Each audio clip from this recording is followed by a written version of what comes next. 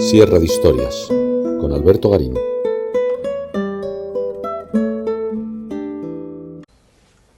Si hay un elemento protagonista en la forma en la que se concibió el Palacio de Versalles, es cómo fueron capaces de diseñar sus grandes jardines, tratando de sacarle todo el partido posible al espacio en el que se colocaron esos jardines.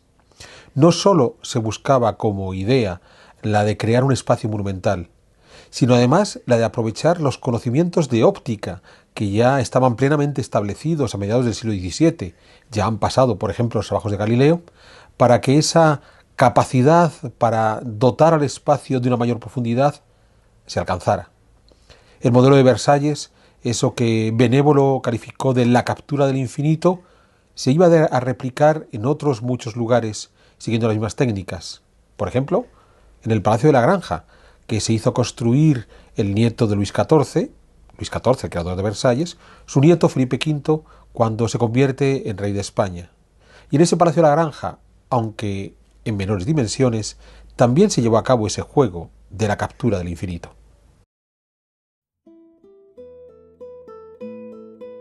Corría el año 1718, cuando el rey Felipe V fue a cazar a los montes de Balsaín, en la falda norte de la Sierra del Guadarrama, en Segovia. El lugar había sido del agrado de los reyes hispanos desde al menos Enrique III a finales del siglo XIV. Enrique IV había ordenado erigir una ermita en honor de San Ildefonso, con su cuarto real añadido como albergue para los días de caza. Los reyes católicos entregaron esa ermita y el albergue a los monjes del Parral de Segovia, que hicieron una granja de recreo que dio nombre al lugar, la Granja de San Ildefonso. Los Habsburgo siguieron acudiendo a la granja y mejorando el albergue real hasta ese año de 1718, cuando quien llegó a cazar fue el primer rey Borbón. Felipe V había guerreado durante 14 largos años para asentarse en su trono.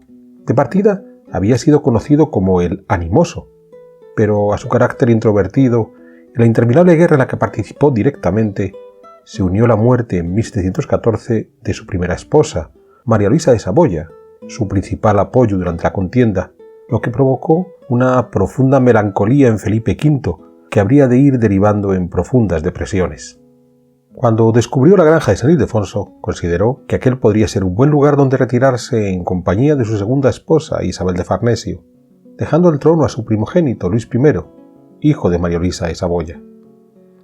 En 1720, Felipe compró la granja de San Ildefonso a los monjes del Parral, prometiéndose convertir aquel lugar en la residencia donde pasaría el resto de su vida tras abdicar, buscando crear un palacio alejado de los lujos cortesanos, pero rodeado de jardines. En 1721, un año después, el maestro mayor del Real Palacio y de la Villa de Madrid, Teodoro de Ardemans, presentó el plan para la ampliación de la granja, respetando lo preexistente. Las obras comenzaron de inmediato. La propuesta de Ardemans era un palacio castellano en el modelo ya establecido desde un siglo atrás por los Habsburgo, un gran edificio paralelepipédico, con torres en los ángulos, todo cubierto de pizarra y una capilla situada contra la fachada noroeste. Pero resultaban más interesantes los jardines que se proyectaron, diseñados por el arquitecto francés René Carlier. Carlier había llegado a Madrid en 1711, enviado por Robert de Cotte, en aquella época primer arquitecto de Luis XIV. Recordemos que Luis XIV era el abuelo de Felipe V, y el monarca francés quería que su nieto tuviera en Madrid un palacio equiparable al que el propio Luis XIV tenía en Versalles.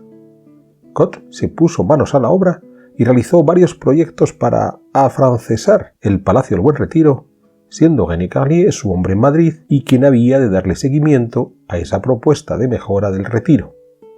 El diseño de Cotte para el Retiro no se llevó a cabo, pero Carlier se quedó al servicio de Felipe V y fue quien hizo el primer proyecto para los jardines de la granja. Sin embargo, Carlier murió en el Escorial en 1722 y fue su discípulo, Esteban Bouteloup, también de origen francés, quien se hizo cargo de construir este primer jardín. Felipe V abdicó en enero de 1724 y se retiró con su esposa Isabel de Farnesio a la granja. Pero el nuevo monarca Luis I murió de viruela en agosto de ese mismo año y Felipe V hubo de recuperar la corona, presionado por Isabel de Farnesio. La granja seguiría siendo una de las residencias favoritas de Felipe V, pero ya no como un lugar para retirarse, sino como la auténtica sede de la corte, lo que le llevó a ampliar notablemente el palacio, con nuevas obras diseñadas por los arquitectos italianos Procaccini y Juvarra. Pero también se ampliaron mucho más los jardines, bajo la dirección del ingeniero militar Etienne Marchand, quien siguió contando con el apoyo de Esteban Bouteloup. Los jardines iniciales de Carlier, esencialmente, se desarrollaban en 3 corredores noroeste-suroeste que quedaban frente a la fachada trasera del palacio. El primer corredor es el más conocido, el que aparece en todas las fotografías de la granja, con la cascada que concluye en el cenador. El segundo corredor era la serie de bosquetes que quedaban al sur de la cascada. Finalmente, el tercer corredor era el de la ría, al norte de la cascada y que terminaba en la fuente de Andrómeda. Estos 3 corredores se prolongaban ladera arriba por una serie de terrenos que no estaban realmente urbanizados, pero que subían hasta el mar, el gran estanque donde se almacenaba el agua para las fuentes. Había un cuarto corredor, transversal a estos 3, por tanto en dirección suroeste-noreste, que bajaba a la fuente de la selva y se prolongaba hacia el área de las huertas. Con la ampliación a partir de 1725, se añadieron nuevos sectores tanto al norte, donde está el famoso laberinto, como al sur, con todo el área de las 8 calles. En cualquier caso, tanto en los jardines de Carlier como en la ampliación de Marchand, los principios de diseño empleados eran los que había establecido medio siglo atrás Le Nôtre en el Parque de Versalles y que eran conocidos a través del manual de jardinería de Antoine-Joseph Dézallier, publicado en 1709 y que se difundió por toda Europa. Sin embargo, el tratado de Dézallier no entraba en un detalle visual que ya Le Nôtre había empleado y que Carlier y Marchand repitieron en la granja: las dimensiones de las perspectivas, o lo que es lo mismo, qué tamaño máximo habían de tener los diferentes ejes para ser correctamente disfrutados por la vista. Habitualmente el ojo humano es capaz de distinguir la volumetría de un objeto hasta los 300 metros, o sea, de comprender el tamaño de las 3 dimensiones que ese objeto tiene. A partir de los 300 metros, el volumen se convierte en un plano, es decir, se queda en 2 dimensiones, pero el ojo es capaz de establecer la distancia a la que se encuentra ese plano, hasta los 3000 metros. Más allá, esa capacidad para medir la distancia a simple vista se pierde. Por tanto, yo podría saber si un objeto, un palacete, una fuente monumental, una estatua de gran tamaño, se encuentra a 1000 o a 2000 o a 3000 metros de donde yo estoy.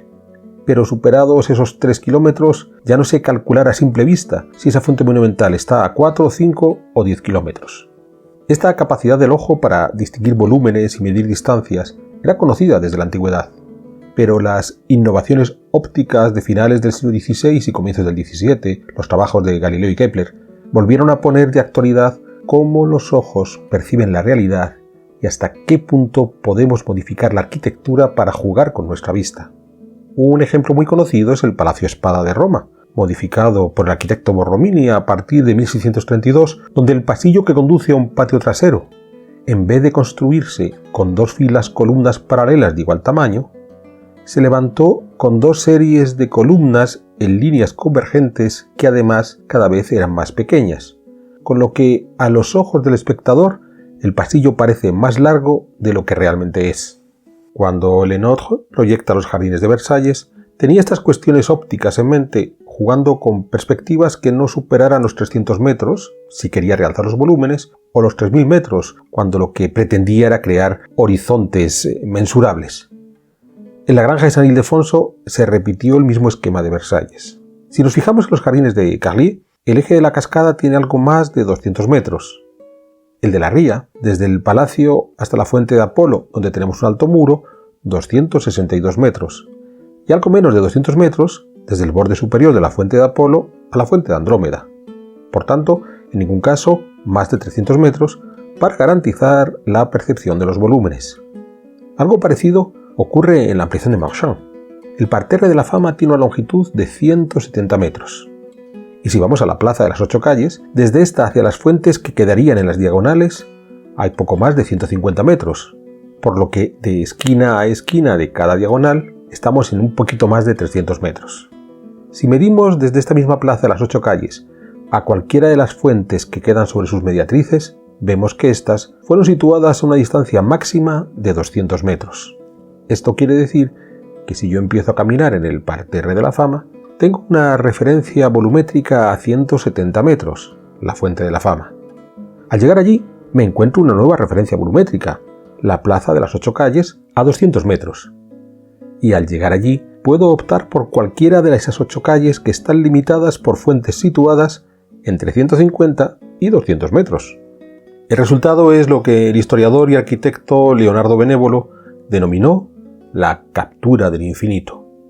Yo camino hasta ese volumen que distingo claramente en el horizonte para, al alcanzarlo, descubrir que tengo otro volumen en el horizonte, y luego otro, y otro, y otro, hasta tener la sensación de que el espacio que recorro es interminable.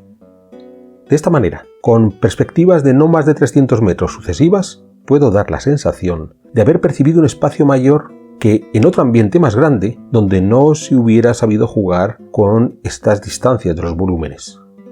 Un buen ejemplo de este segundo caso es el Mall de Washington, donde la distancia entre el obelisco levantado a la memoria de George Washington y el monumento de Lincoln es de 1.300 metros. Por tanto, desde el obelisco solo percibimos una barrera, el monumento de Lincoln, que se ve en plano y no en volumen, y al que cuando llegamos, más allá ya está solo el río Potomac.